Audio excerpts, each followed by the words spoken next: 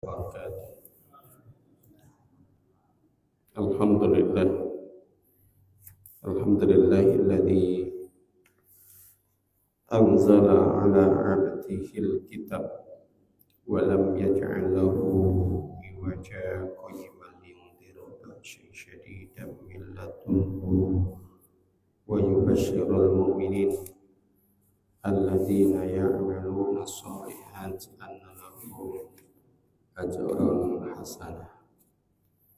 Asyhadu an la ilaha illallah wahdahu la syarika lah wa asyhadu anna Muhammadan abduhu wa rasuluh. Allahumma shalli wa sallim wa barik ala Muhammadin wa ala alihi wa ashabihi wa man tabi'ahum bi ihsanin ila yaumiddin. Raditu billahi rabba wa bil islami dina wa bi Muhammadin nabiyya wa rasula. Rabbi zidna ilma wa rzuqna fahmah.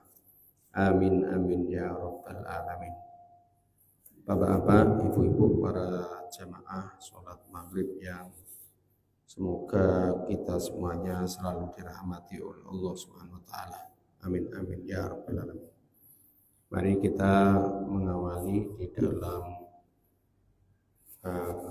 malam hari ini, kesempatan kali ini kita selalu bersyukur atas nikmat karunia yang oleh Allah limpahkan kepada kita, di mana kita masih diberikan oleh Allah Ta'ala sebuah kesempatan untuk menata kembali apa-apa yang mungkin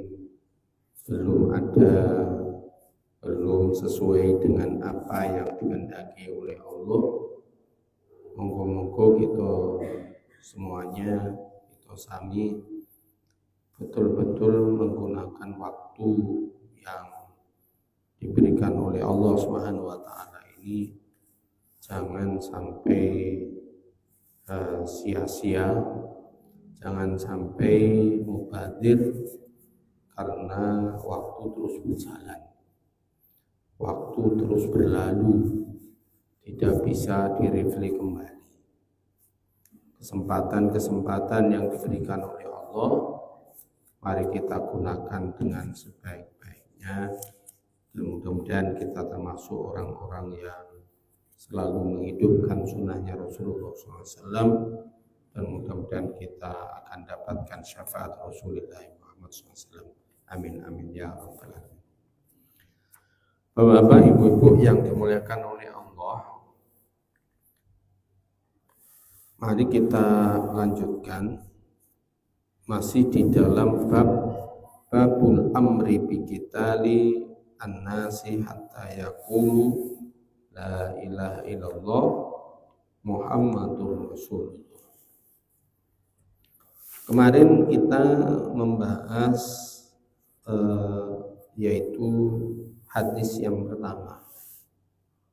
Maka pada kesempatan malam hari ini kita akan membahas hadis yang kedua, hadis Abi Hurairah radhiyallahu anhu.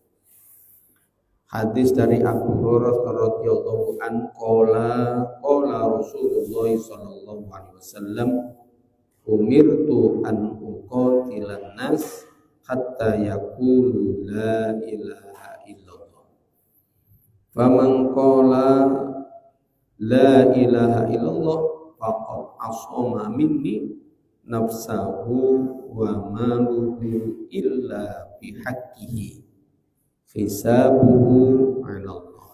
Akhrajahu Al-Bukhari fi kitabil jihadi babu du'ain Nabi sallallahu alaihi wasallam ilal Islam wa nubuwah. Bapak-bapak, ibu-ibu yang dimuliakan oleh Allah, hadis yang kita pelajari pada malam hari ini yaitu hadis Abi Hurairah radhiyallahu anhu. Hadis yang berasal dari Abu Hurairah radhiyallahu anhu. Qala, berkata Abu Hurairah radhiyallahu anhu, qala Rasulullah sallallahu alaihi wasallam, telah bersabda Nabi sallallahu alaihi wasallam, qala umirtu an uqatilan nas. Jadi pernah Rasulullah SAW itu dawuh mengatakan, aku diperintahkan. Jadi Rasulullah SAW itu diperintahkan oleh siapa? Oleh Allah. An uqatilan nas, yaitu untuk memerangi manusia. Hatta yashhadu alla ilaha illallah wa anna muhammadar rasulullah. Dawuh Gusti Rasulullah SAW, yaitu apa? Aku telah diperintahkan oleh Allah Subhanahu wa taala, yaitu untuk memerangi manusia. Artinya kita ini harus betul-betul siaga, ya. Kemarin sudah saya sampaikan kepada panjenengan, memerangi ini apakah bentuk real atau bentuk majas. Majas itu sesuatu yang selain real, gitu ya. Maka maknanya kemarin sudah saya sampaikan. Jadi peperangan yang ada sekarang ini ada yang sifatnya fisik dan ada perang sifatnya apa? Non fisik, yaitu ghazwul fikri, peperangan dengan pemikiran. Melalui apa? Melalui medsos. Ya. Jadi sesungguhnya kekalahan kaum muslimin itu bukan karena peperangan. Panjenengan mengetahui bagaimana komitmennya kaum muslimin, kita sudah dihadirkan dengan berbagai contoh, dengan berbagai pelajaran yang terjadi sekarang ini. Seperti kasusnya Afghanistan. Afghanistan itu negara yang miskin, ya, gak punya senjata. Ya, persenjataan yang dimiliki oleh Afghanistan itu semuanya rampasan, ya. Jadi peperangan merampas, dia mendapatkan ghanimah yang namanya atau rampasan perang itu berupa senjata-senjata, ya. Ini kita dihadirkan secara fisik itu. Demikian pula yang ada di Suriah sekarang ini. Suriah itu menang dengan tumbangnya Bashar Assad. Dan itu menjadikan pertanda bahwa pintu Baitul Maqdis nanti akan direbut melalui pintu itu. Artinya daerah Suriah. Karena Damaskus itu letaknya di Suriah. Jadi pusat dataran Syam. Ya, Bapak Ibu-ibu, kalau dalam sejarah Islam itu pusatnya dataran Syam itu di Damaskus. Dan nanti akan terjadi sebuah peristiwa yang sangat besar. Apa itu? Pertama, yaitu akan turunnya Nabi Isa alaihis salam di situ pula. Ya. Demikian pula nanti akan terjadinya perang besar yang istilahnya Malkamah al-Kubro, ya juga di dataran Syam. Berarti kita nanti itu akan terjadi peperangan, ya, peperangan yang semuanya negeri-negeri yang ada di dunia ini semuanya ikut. Tidak ada yang tidak. Ya. Demikian pula nanti apa yang disabdakan oleh Rasulullah tentang peperangan antara Roma dengan kaum muslimin itu akan terjadi. Nah, ini berita yang datangnya dari Rasulullah SAW. Jadi maknanya ada yang sifatnya fisik dan ada yang sifatnya non fisik, yaitu ghazwul fikri. Kekalahan kaum muslimin dengan runtuhnya Turki Utsmani itu tidak dengan peperangan, tetapi mengubah pola pikir umat Islam yang mana mereka itu tidak mengerti atau tidak peduli dengan Islam. Jadi umat Islam itu banyak yang a priori ya pada saat itu. Kalau sekarang gimana? Banyak, lebih banyak lagi. Tetapi masa-masa yang sulit yang digambarkan oleh Rasulullah memang masa-masa sekarang ini. Apa cirinya? Yaitu mulkan jabriyah, yaitu kekuasaan yang serba diktator, kesewenang-wenangan, dan itu memang digambarkan oleh Rasulullah. Dan itu nanti akan diangkat oleh Allah Subhanahu wa taala dengan kehendaknya Allah. Jadi tidak dengan upayanya manusia, tapi kehendaknya Allah. Ya. Kenapa kok bisa begitu? Karena angelnya manusia. Karena itu kita ini jangan sampai angel ya. Kita ini ayo kita menjadikan pilar Islam sekecil apapun kita jadi pilarnya ya. Jangan sampai kemudian kita ini a priori terhadap Islam yang nanti kita ini akan menyesal nanti di dalam kehidupan akhirat kita. Ya. Loh, betul Bapak Ibu ya. Mungkin petua-petua, nasihat-nasihat dalam majelis apapun itu nanti kita akan teringat dahulu itu pernah dinasihatkan. Itu nanti akan rawang semuanya, akan kita akan memikirkan lagi kenapa saya tidak mengikuti. Alhamdulillah saya mengikuti, dengan demikian saya mendapatkan kemuliaan dari Allah. Ada yang begitu, ada yang menyesal ya. Oleh karena itu jadilah kita orang yang mendapatkan kemuliaan. Memang dalam masa-masa peradaban kita sekarang ini berat ya. Untuk kita istiqomah juga berat, untuk kita memulai ya itu juga berat ya. Ini saudara, jadi kita ini sekarang ini perang pemikiran masih berlangsung, masih. Sehingga mari kemudian kita tengok ada orang muslim tapi malah dia itu bekerja sama dengan musuh Islam. Sekarang ini ya, kita muslim tapi kemudian apa? Dia itu malah koncone orang-orang yang mereka itu berdusta. Ya. Jadi kelompoknya mereka. Katanya muslim tapi kemudian apa? Mereka itu berkolaborasi dengan orang-orang yang memusuhi Islam. Di zaman sekarang ini. Lek ketemu orang muslim kemudian apa? Kok yo muslimo. Lek ketemu dengan orang mukmin kok yo mumino. Tapi tatkala bersama mereka apa? Mereka itu guyang-guyu bagaimana kemudian mensiasati orang-orang mukmin, dan itu terjadi di dalam peradaban yang kita sekarang ini. Kenapa? Karena medsos, karena perang pemikiran.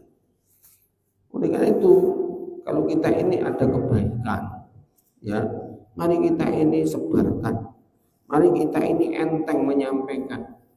Kalau itu ada kemungkaran, mari kita ini bismillah, ya, kita ini mencegah.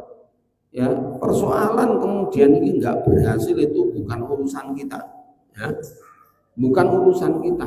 Urusan kita sampaikan bahwa sesuatu itu enggak boleh ya. Kemudian maka kita akan lepas dari tanggung jawab di hadapan Allah Subhanahu wa taala. Ini loh ya. Jadi jangan sampai kita ini a priori berpangku tangan. Kalau bahasanya wong saiki sing penting awakku ya ora nglakoni, ya ini salah. Kalau kita melihat sebuah kemungkaran sebagaimana yang disampaikan oleh Rasulullah SAW, man ra'a minkum munkaran falyughayyir biyadihi. Barang siapa yang mereka itu mengetahui tentang kemungkaran, katanya Rasulullah SAW, falyughayyir, maka rubahlah biyadihi. Kalau dia punya kekuasaan tangan, maka rubahlah dengan tangan.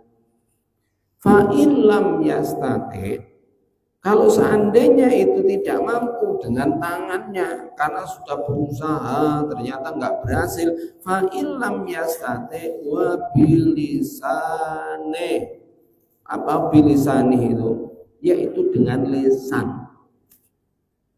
Ya, dengan ucapan, dengan tutur kata, ya. Dan itu harus kita lakukan. Jangan kita diam. Kalau diam kita nggak boleh. Kurung lakoni, kita ini banyak yang sudah minder, ya. Kita belum menjalankan, mengatakan aku gak mampu. Gue dibarengi dengan rasa sungkan. Yang lebih parah lagi dibarengi rasa wedi, ya, takut. Nanti kalau dikatakan begini dengan begitu, ya, oleh orang, ya. Sehingga dengan demikian pada akhirnya dia lebih takut kepada manusia daripada kepada Allah. Berat Bapak Ibu. Kenapa dikatakan zaman peradaban sekarang ini, ya, yang kita hidup ini adalah zaman fitnah, akhir zaman yang sangat berat. Antara yang hak dan yang batil itu berperang di sini. Ya.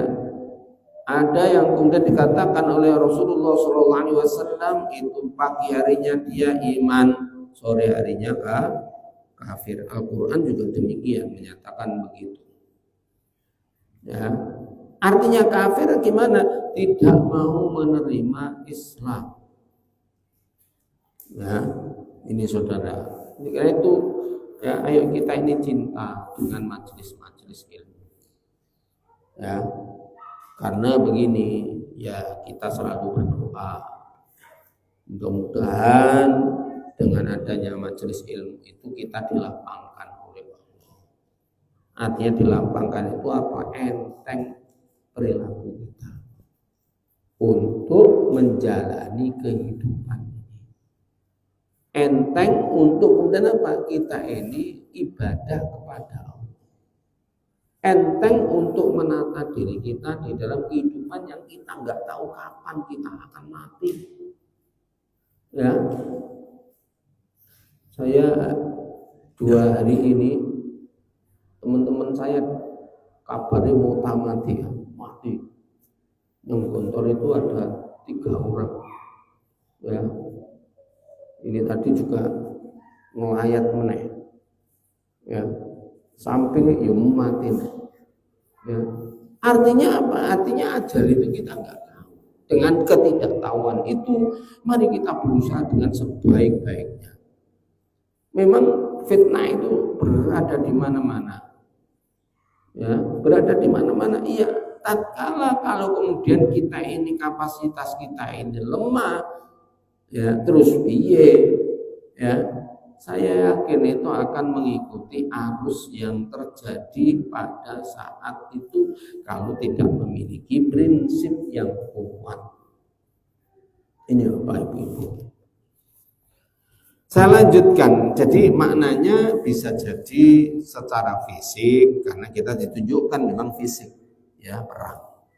Ada yang itu ghusl fikri, perang pemikiran melalui konsep informasi, WA, ya, YouTube dan lain sebagainya. Maka perintahnya Rasulullah, kita wajib kemudian apa? Melakukan kalau ada sebuah kemungkaran, maka kita harus menggunakan yang kedua tadi apa? Dengan lisan. Orang digugu Pak Muzani, enggak apa-apa.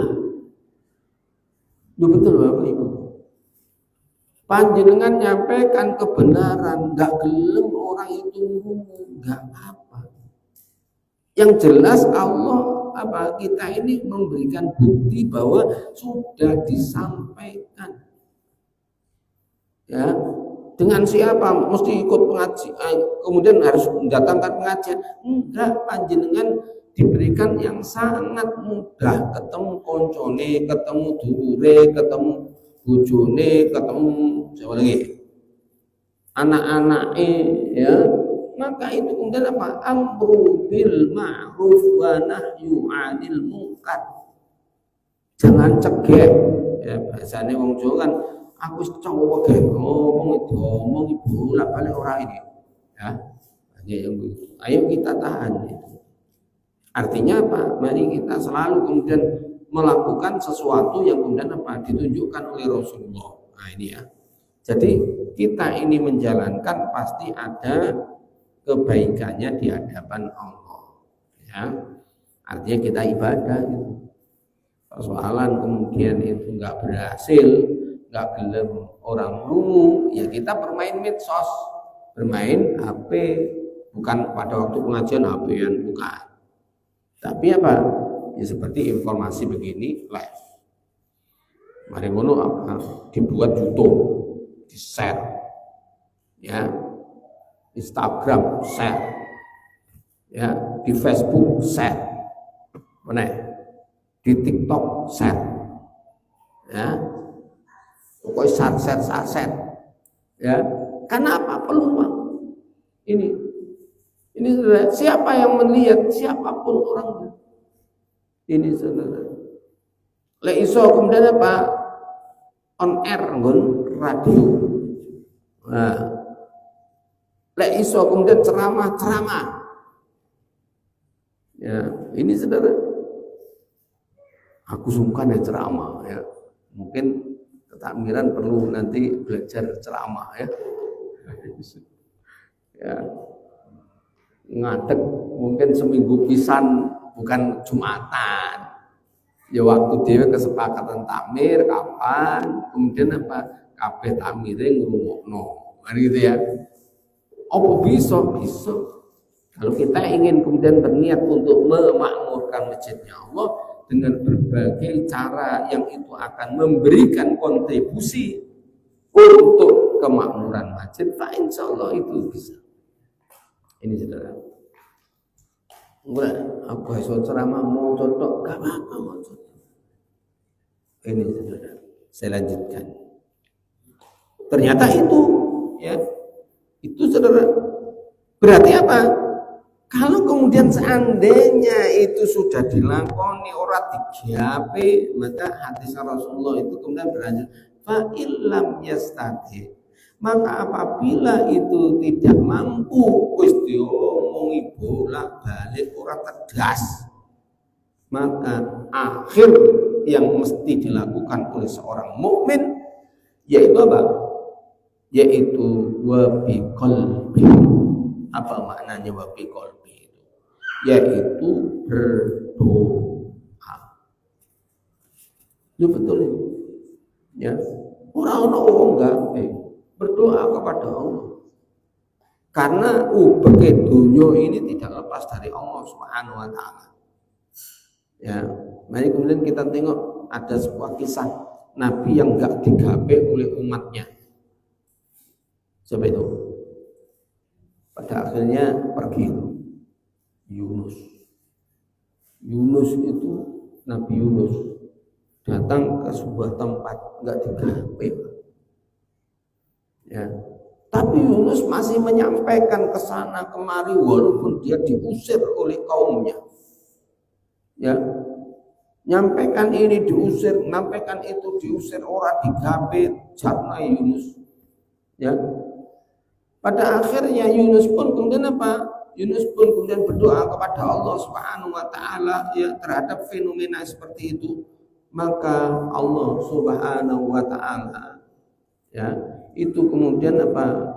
Mengabulkan doanya Yunus, tetapi Yunus kelirunya yaitu pergi dari daerah itu naik kapal, pada akhirnya itulah kemudian dinilai oleh Allah yaitu pelarian seorang utusan Allah yang pada akhirnya ada beberapa kejadian di kapal itu Yunus kemudian harus terjun ke laut kemudian dimakan oleh ikan paus dan selama beberapa waktu dia ada di tubuhnya paus kemudian dilepaskan lagi. Memang di dalam tafsir dinyatakan berapa bulan, tapi yang jelas pada saat itu kaumnya yang ditinggalkan yang sebelumnya menyepelekan tadi betul Allah Subhanahu wa taala ya.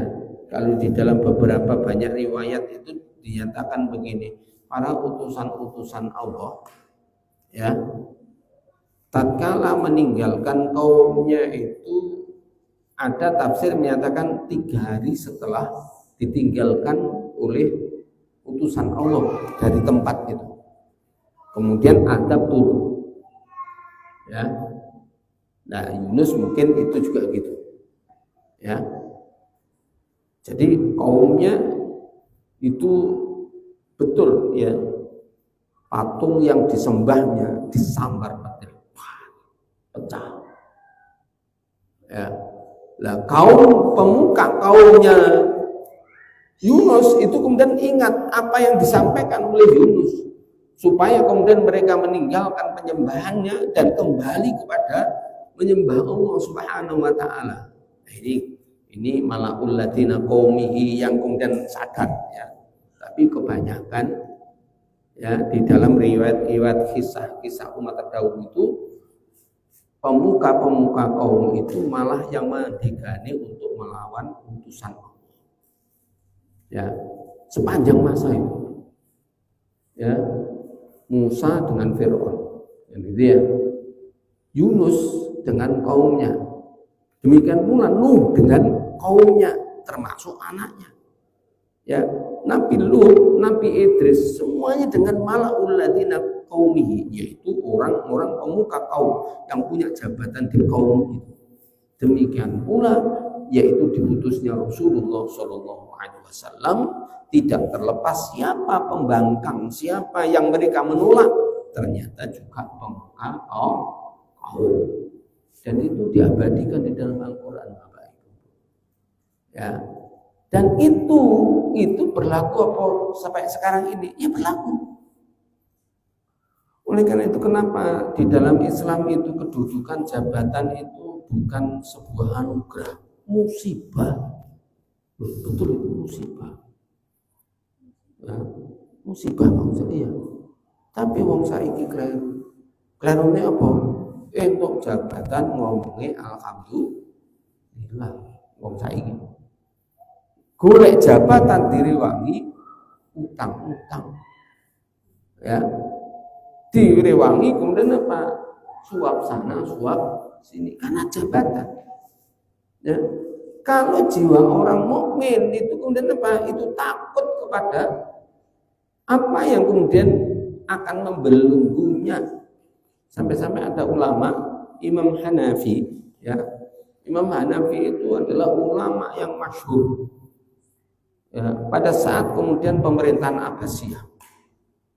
Nah, melihat kefakihan dari Imam Hanafi, maka khalifah pada saat itu meminta untuk Imam Hanafi itu menjadi qadhi. Apa yang disampaikan oleh Imam Hanafi? Saya enggak mau, saya takut kepada Allah. Sampai pada akhirnya khalifah memenjara Imam Hanafi, ya. Karena apa? Karena tidak taat kepada kekhalifahan pada saat. Lebih baik dia di penjara daripada mendapatkan jabatan yang mana dengan jelasnya di dalam hadisnya Rasulullah SAW, orang yang menjadi qadhi itu qadhi Islam ya, bukan hakim yang sekarang ini. Kalau hakim sekarang ini kan hukum yang dipakai bukan Islam. Qadhi yang Islam itu katanya Rasulullah SAW, kakinya satu di neraka, kakinya satu di surga. Melenceng sedikit jatuh ke neraka. Nggak saiki. Ya, ibu. Ono korupsi, ono kong kali kong, ono makelar, apa jenenge Markus, ya, makelar kasus, ya, sampai sekarang ini ya. Ini sudah, maka sudah barang tentu kita ini sesungguhnya ditunjukkan oleh Allah Subhanahu wa taala. Ternyata ini peperangan secara medsos itu kemudian apa? Sangat dahsyat. Sampai pada akhirnya bisa jadi orang yang beriman pun berbalik di dalam kesesatan. Dengan itu mari kita selalu berdoa kepada Allah. Ya muqallibal qulub. Ya. Siapa yang dikatakan ya muqallibal qulub? Allah Ta'ala. Siapa yang bisa membolak-balik? Allah. Kita selalu gimana doa kita? Yaitu sabit, ya, sabit qulubana qulubana ala dini, untuk ditetapkan hati kita ini untuk selalu ada di dalam agama ini. Ini loh ya. Saya lanjutkan Bapak Ibu. Selain kemudian la ilaha illallah Muhammadur Rasulullah faqad asoma minni, maka katanya Rasulullah SAW, maka bagi mereka terjaga. Jadi terjaga itu begini ya. Mereka akan dilindungi oleh Allah dan Rasulnya. Berarti maknanya apa? Maknanya kalau orang sudah menyatakan la ilaha illallah, maka pertama ya dinyatakan di sini jiwanya, atau pertama dulu hartanya ya dan dirinya ya itu adalah oleh Allah Subhanahu wa taala, itu akan dijaga. Berarti orang mukmin enggak boleh itu menganiaya saudaranya, enggak boleh mendolimi saudaranya, enggak boleh menggobloki saudaranya, enggak boleh menipu saudaranya ya. Lebih-lebih enggak boleh itu membunuh saudaranya. Kenapa? Karena darah kaum muslimin ini terjaga. Siapa yang membunuh kaum muslimin, maka apa? Dia tempatnya di neraka, katanya Rasulullah SAW. Oleh karena itu saudara ya, mari kemudian kita ini banyak mengambil ibrah yang diberikan oleh Rasulullah SAW ya. Kaya apa yang mangkele, artinya kaya apa yang bandele wong munafik pada masanya Rasulullah SAW, megele sekali. Lebih gak megele ya. Wong dijak perang malah gembosi ya. Terus kemudian apa? Kalau kemudian ono peperangan malah kemudian dia itu bekerja sama karo wong kafir. Dan kemudian apa? Supaya enggak ketahuan, dia kembali ke basisnya. Nah ini gambaran yang pada masanya Rasulullah SAW. Dan apa yang kemudian dilakukan oleh Rasulullah SAW, Rasulullah pun tidak akan kemudian apa? Menganiaya orang munafik ini. Ingat ini ya.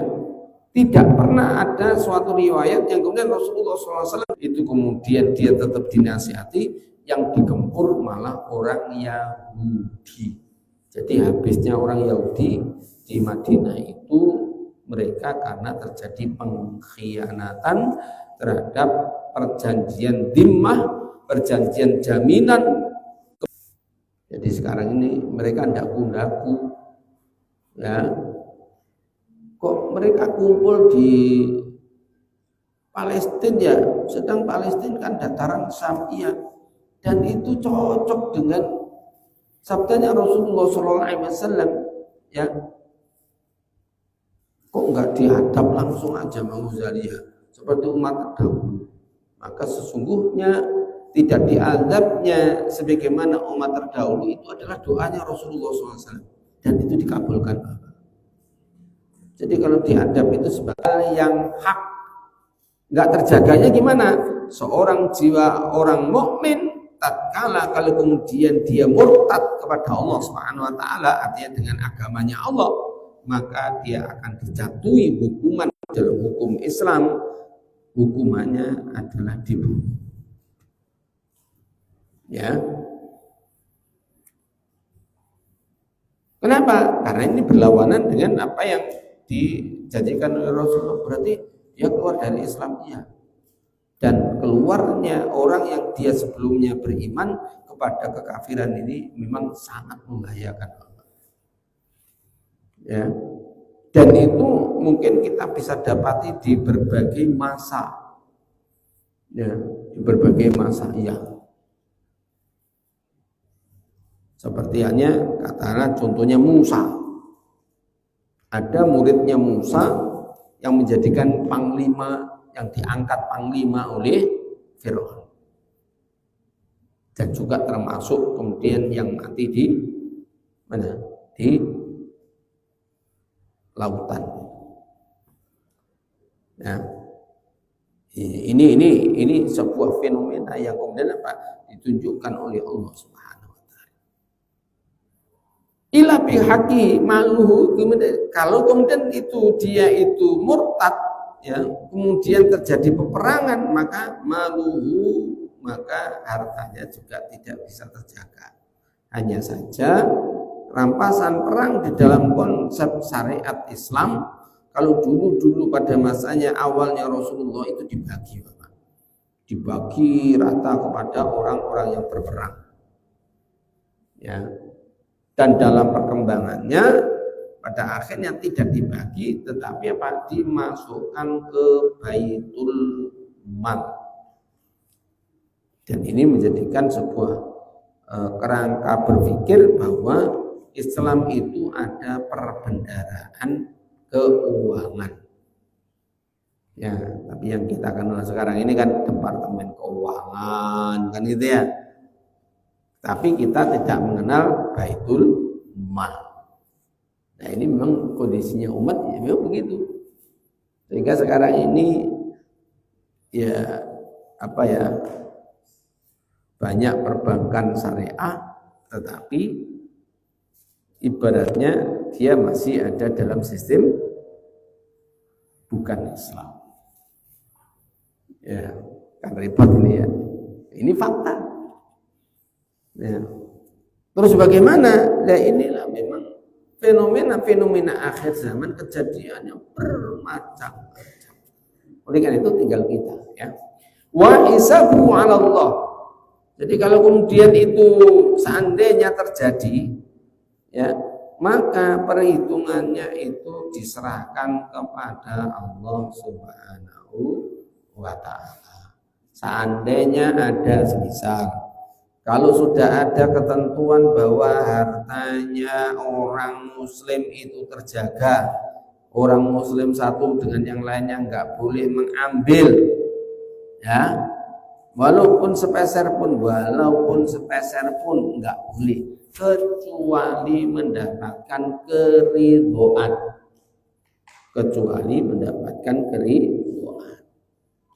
Minta ridho, iya, harus minta ridho.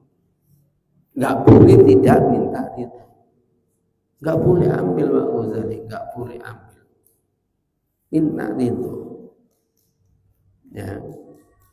Tapi fenomena sekarang bukan minta ridho, delik-delik, perlu kemudian diangkut sekalian, entek-entek ini misal, ya, sampai kemudian triliunan. Ya, ini fenomena yang terjadi sekarang. Ya, yang ramai lagi MBG, ya, MBG ini ramai. Kenapa? Karena ya banyak korupsi di dalamnya. Tidak kalah pentingnya lagi nanti ono operasi merah putih. Bayarannya itu dari APBN. Nah, ini kan gak karuan. Ya, koperasi kok kemudian dibayar negara. Ya, wis maut lho kae. Duwe sapa? Ya duwe jenengan ini. Ya, aku sih. Ya. Loh, betul itu ya, sepeda-sepeda yang sudah datang itu ya, itu juga gitu. Duit sapa itu? Ya masyarakat. Ini sudah. Semestinya kalau itu koperasi kan sebagaimana ada tatanannya, anggota masuk anggota kan begitu ya. Ini enggak.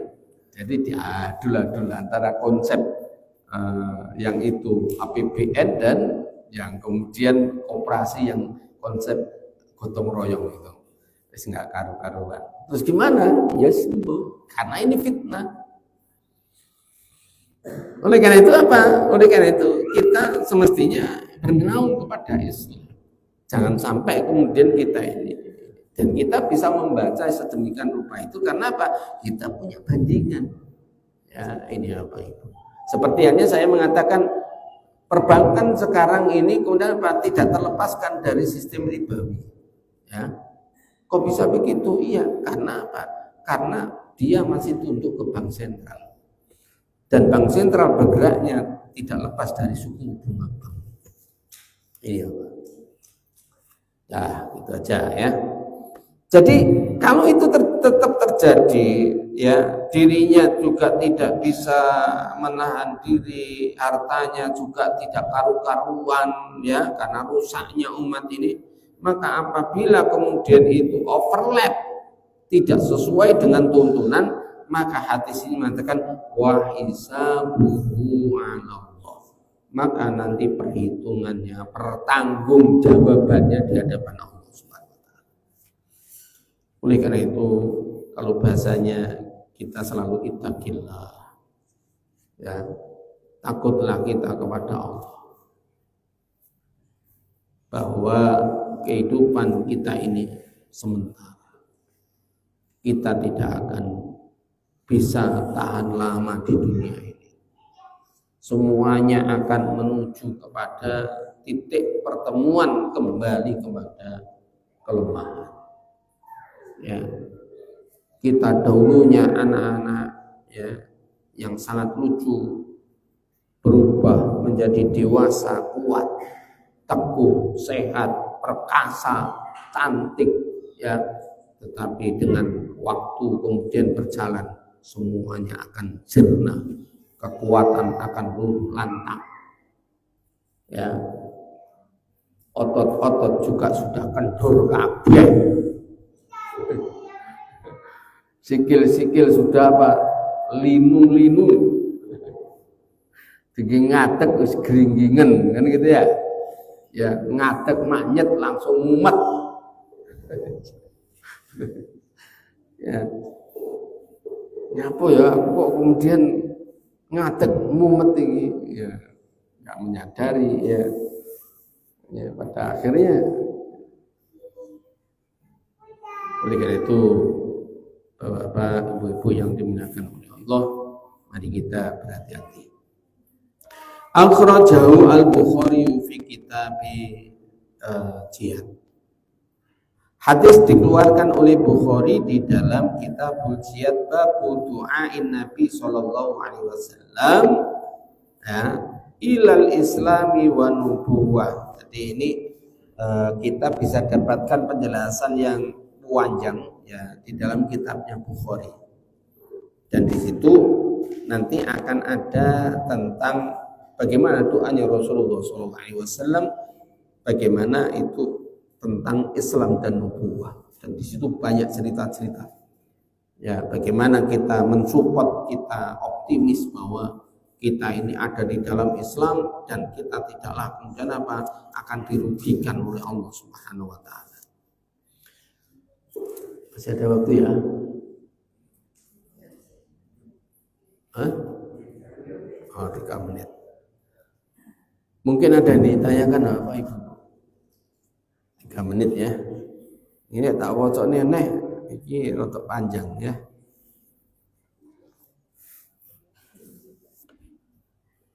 Bapak Ibu-ibu mungkin sambil kita menyelesaikan 3 menit ya, bahwa sesungguhnya jiwa-jiwa kaum muslimin ini tertanggung. Artinya apa? Dijaga oleh Allah Subhanahu wa taala, sehingga tertumpahnya darah umat ini sesuatu malapetaka yang sangat besar. Sehingga darah kaum muslimin ini enggak boleh tertumpah. Apabila terjadi pertumpahan darah, artinya peperangan akan terjadi. Ya, demikian pula harta. Harta ini kalau kemudian kenapa di dalam Islam itu orang yang mempertahankan hartanya kemudian itu dia mati, kenapa kemudian dikatakan mati syahid di dunia? Karena apa? Karena petunjuknya Rasulullah SAW, apabila itu ada haknya maka dia harus pertahankan dengan penuh, karena oleh Allah dan Rasulnya dijamin kaitannya dengan persoalan pribadi, jiwa ataupun harta. Mungkin itu saja Bapak Ibu yang dimuliakan oleh Allah Subhanahu wa taala. Mari kita selalu mawas diri, kita selalu ingat kepada Allah bahwa apa yang disanding kita ini sesungguhnya merupakan fitnah yang diberikan oleh Allah Subhanahu wa taala siapa yang betul-betul teguh ada di dalam dinul Islam dan siapa yang dia mengingkari terhadap konsep ilahiyah. Mudah-mudahan kita diistiqomahkan oleh Allah dan mudah-mudahan kita diberikan akhir dalam kondisi husnul khotimah. Amin amin ya rabbal alamin. Subhanakallahumma wa bihamdika asyhadu an la ilaha illa anta astaghfiruka wa atubu ilaik. Assalamualaikum warahmatullahi wabarakatuh.